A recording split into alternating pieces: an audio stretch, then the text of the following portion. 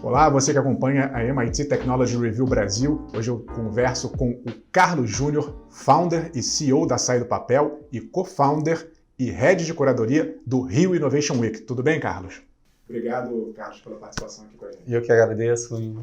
Carlos, na primeira edição, a gente teve ali um público muito grande, mais de 50 mil pessoas. A que você atribui esse sucesso todo? Por que as pessoas têm tanto interesse em inovação? Então, eu acho que é um assunto muito em pauta.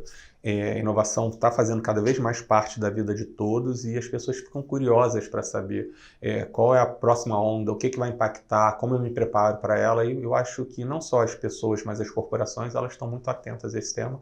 E o Innovation Week reúne toda a informação do que está acontecendo no setor que vocês estão acompanhando. Então, eu acho que isso atrai muita gente. O que vai ter de novidade nessa nova edição? Nossa, muita coisa. A começar assim pelo próprio lugar, que a gente volta para o lugar de onde a gente planejou inicialmente, que é no Pier, Mauá. A gente acabou migrando na época para o Jockey por causa da Covid, então eu acho que isso é um primeiro tempo. A gente tem algumas novas conferências, como o Music Forward, como a parte das startups, das fintechs, e entre outros. E a gente tem um line-up muito grande de keynotes, né? Então, na última edição tivemos 3, 4 keynotes, nessa a gente tem mais de 20 keynotes, uma plenária dedicada para os keynotes, com mais de 1000 lugares. E o programa para as startups ele vem muito forte. Hoje em dia a gente tem 2 trilhas, uma trilha Ignition para aquela startup, para aquela pessoa que está na ideia ou está validando, e uma trilha Business, né, onde ele vai ter conexão com corporações, com investidores, poder expor através de um stand, enfim, tem uma série de novidades. Carlos, geralmente o pessoal associa inovação ou empreendedorismo a alguns nomes que já conhecidos, a Camila Farani, por exemplo, mas nessa edição tem ali um cineasta, o Spike Lee, tem um cantor, o Bruce Dickinson. Por que essa diversidade? Então, beleza. Então, a gente vai ter lá o pai da inovação, assim, dessa parte do empreendedorismo, que é o Steve Blank, que eu vou ter o prazer de entrevistar. Mas por que trazer essa diversidade? Porque vamos pegar o caso do Bruce Dickinson. Vai estar ali, não é o Bruce cantor, ele não vai falar sobre Iron Maiden, que é a minha banda favorita. Ele vai estar falando ali sobre o Bruce empreendedor, que nem todo mundo conhece. Ele vai falar os desafios, como é que você perpetua uma banda durante tanto tempo. Então, eu acho que esse é o grande legado, isso é o que a gente espera e que as pessoas que tiverem a oportunidade vão estar entendendo e se apropriando e se inspirando nessas histórias. Carlos, esse ano a gente está vivendo um momento meio esquisito no mundo do empreendedorismo, das startups, está faltando dinheiro, dependendo do nível de maturidade das empresas. Qual é a sua avaliação sobre esse momento? Isso é importante, né? Porque claro que o Covid afetou negativamente e positivamente alguns setores, né? Então, se você pega em termos de delivery e tudo, muitas startups foram criadas durante o Covid e tiveram seu grande boom no Covid e agora estão enfrentando um desafio com a diminuição do Covid e de outras concorrências, né? Mas eu acho que isso é um assunto que ficou muito em voga, né? Das scale-ups, elas têm que ser lucrativas, tornar, e eu concordo com isso. Só que o cenário brasileiro, principalmente, tem um investimento muito forte em early stage, né? Aquele primeiro aporte, segundo aporte. Esse primeiro e segundo aporte é um outro negócio. Então, todo esse boom que a gente viu de ajustes e tudo, são para aquelas startups que já são milionárias, recebendo investimentos bilionários e ainda querem continuar crescendo, queimando caixa, e estão fazendo um ajuste. A startup que está começando, ela recebe 1 milhão, 500 mil, 2 milhões de aporte para 2 anos. Esse dinheiro não dá para ela pensar em fazer nenhuma farra. Ali está contadinho. Então, e esse volume, ao contrário das scale-ups, esse volume de investimento aumentou. Então, e vem aumentando, né? Você acha que nesses últimos anos houve uma profissionalização, uma competição muito forte? O nível de exigência para as startups aumentou? Eu acho que sim, mais exigente, mas ao mesmo tempo tem muito mais player, tem muito mais dinheiro disponível, na minha opinião. Então, o que falta são bons empreendedores e eles também vêm se profissionalizando para poder competir de uma forma melhor e alcançar esse resultado, tá? Então, se eu olhar assim, eu invisto em startups nos últimos 10 anos, antigamente você tinha muito poucos lugares onde você ia recorrer. Hoje em dia você tem muitos fundos. Só lá no Innovation Week, dentro do VC Square, a gente vai ter uma área dedicada a investimento, onde vão ter ali entre 30 a 40 fundos com mais de de 2 bi disponível para investir em startup nessa fase de estágio. Então, realmente dinheiro não falta. E as startups vêm se profissionalizando para isso. Se você pudesse dar uma dica de algum setor, alguma área específica para quem está querendo montar uma startup, qual seria? Caramba, isso é assim, você tem algumas ondas que vão ocorrer muito forte aqui. Então você tem, por exemplo, um 5G que todo seu impacto, em 5G passa muito, tudo que é IoT, principalmente, né? Você tem uma onda muito forte financeira com Delphi e com toda essa parte de centralização, Open Finance. Então, esse mundo está se reinventando, fizeram muita oportunidade. Quando você junta ali uma parte de energia elétrica, uma automação, que já está começando a virar, veículos autônomos começa a virar oportunidade, também é um segmento muito forte. Então, cara, você tem muitas ondas e o que eu costumo falar, o 5G, eu acho que vai ser bem disruptivo. Porque, na minha visão, há 10 anos atrás a gente entrou o 3G e entraram vários aplicativos que a gente parece que a gente viveu com eles a vida inteira, de mobilidade, de compra, de GPS, por aí vai.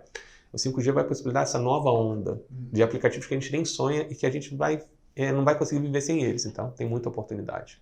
Carlos, você falou aí de tecnologia. Muitas pessoas associam inovação só à tecnologia, mas a gente sabe que existem outros componentes além disso. O que, por exemplo? Ótimo, então. Até o próprio conceito de startup foi divulgado de uma forma um pouco mais ampla, né?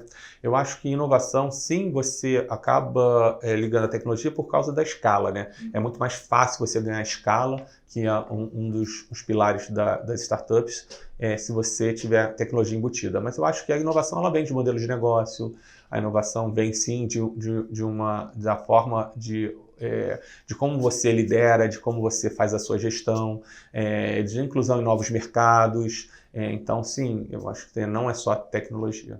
Falamos de oportunidades, mas na sua avaliação, quais são os maiores desafios para a inovação no Brasil? Eu acho que ainda continua sendo toda a capacidade do empreendedor brasileiro, por mais que a gente tenha muitos empreendedores e muitos tenham alcançado o sucesso, fazendo seu exit nas suas startups ou fazendo suas IPOs, sendo compradas, eu acho que ainda falta, sim, uma educação muito forte, né? Então, vou dar um exemplo bem simples. Se você vai em Portugal, todo mundo fala 2, 3 línguas, assim, e aí é muito mais fácil você ter uma startup que vai ganhar o mundo. Se você pegar as startups do Brasil, quantos são os empreendedores que falam português e inglês fluente? Então isso é uma coisa muito simples, mas que já mostra um pouco do desafio que o Brasil tem em capacitar os seus empreendedores. Um ponto que nós aqui da MIT Technology Review consideramos importante é a inovação aberta. A gente sabe que tem empresas tradicionais que já entenderam que esse movimento de empreendedorismo, de startups é muito forte, e elas, às vezes, buscam essas iniciativas para poder fazer a inovação. Qual é a sua avaliação sobre Open Innovation? Então, a gente está num momento muito importante, porque as empresas estão percebendo que elas precisam, de alguma forma, se conectar a esse movimento de Open Innovation. E elas vão fazer isso por uma série de motivos. Elas vão fazer, sim, para poder ter um ganho de redução de custo ou um aumento de receita em alguma linha de produto nova que essa junção com a startup pode ocasionar, mas elas também vão fazer isso também para se protegerem de uma possível disrupção, que são clássicos de Kodak, por aí vai, mas elas também vão fazer isso para poderem se perpetuar em outros mercados que elas nem imaginavam. Tem alguns exemplos clássicos, como por exemplo o PagSeguro, que o proprietário do PagSeguro não é da área financeira. Então, eu acho que elas estão se abrindo para isso e isso está virando um tema muito importante. A gente tem visto muitas empresas, especialmente esse ano, investindo pesado em equipes e em fundos para se apropriar dessa oportunidade. Um outro ponto também que a gente inclusive aborda no nosso selo, no Innovative Workplaces, é o da diversidade.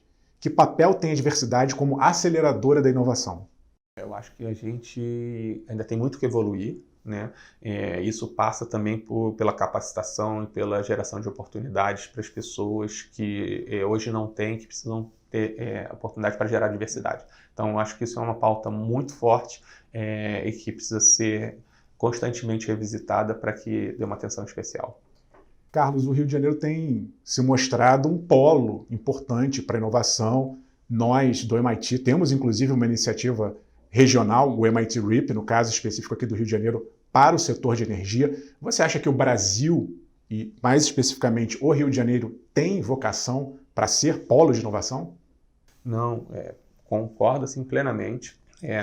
Lá na Side Papel a gente faz parte do RIP, então é um prazer estar contribuindo com a iniciativa do MIT também na parte de energia. E o que eu escuto de todo mundo afora é que o Brasil é a bola da vez, tá?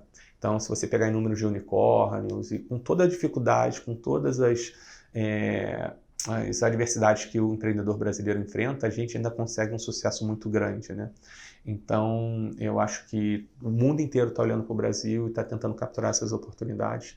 Então, e a gente está criando o que for necessário para que isso realmente possa se perpetuar e acelerar. Então, eu acho que estão vendo movimentos, não só de eventos, mas a própria sociedade privada e pública se organizando para poder apoiar esse movimento. Carlos, voltando para o evento, a gente estava conversando aqui antes da gravação sobre o que as startups vão receber em termos de entregáveis, de infraestrutura. Quem estiver indo para o Rio Innovation Week vai encontrar o quê? Então, isso é muito legal, porque na última edição, quando eu andava pelo evento, e depois do evento também, que eu mais escutava, caramba, Carlos, foi minha Black Friday, foi meu Natal, vendi mais aqui no Rio Innovation Week do que eu vendi no ano inteiro. Então, por quê? Porque a gente criou um modelo que proporciona essa conexão e geração de negócios. Entenda? É um evento onde você vai lá entender no palco o que está impactando o seu setor, o que vai mudar e se preparar com isso, mas é um evento de negócios. Então a startup está lá para poder fazer negócio. Então ela está lá para aquela pessoa que assistiu a inovação no palco e falou, caramba, e agora? Como é que eu faço? Ela olha para o lado e tem a startup, que é a empresa que vai ajudar ela a se preparar para aquela disrupção. Então a gente faz isso de várias formas. A gente faz, como eu falei, a gente tem 2 programas, o Ignition Business, mais focado no business. Ela, além do stand onde as pessoas vão estar visitando, vão estar fazendo negócio, a gente tem uma série de empresas, essas corporações que já abriram para o Open Innovation, apoiando o Startup Program. Essas empresas elas estão abertas a conhecer as startups que estão lá e fazer negócio com elas. A gente tem uma série de fundos que estão buscando investimento em startups ligados ao tema deles. Então, com isso também elas vão fazer negócio. E os próprios CVCs, os fundos corporativos, eles também estão buscando startups que eles possam fazer negócio. Então, oportunidade não vai faltar. Obrigado, sucesso, estaremos juntos no Rio Innovation Week. Até lá. Eu que agradeço, foi um prazer enorme estar aqui, esse papo, é um prazer ter vocês apoiando o Rio Innovation Week e curadores levando esse conteúdo fantástico para o nosso público e espero ver todos vocês semana que vem de 8 a 11 no Pier Mauá, no Rio Innovation Week. Muito obrigado. Estive aqui com o Carlos Júnior, founder e CEO da Side Papel e co-founder e head de curadoria do Rio Innovation Week. Como falamos, estaremos todos juntos nesse grande evento de inovação. Nós, da MIT Technology Review Brasil, estaremos lá com o stand o dia inteiro, repleto de programação. Você que nos assiste é nosso convidado. Até lá!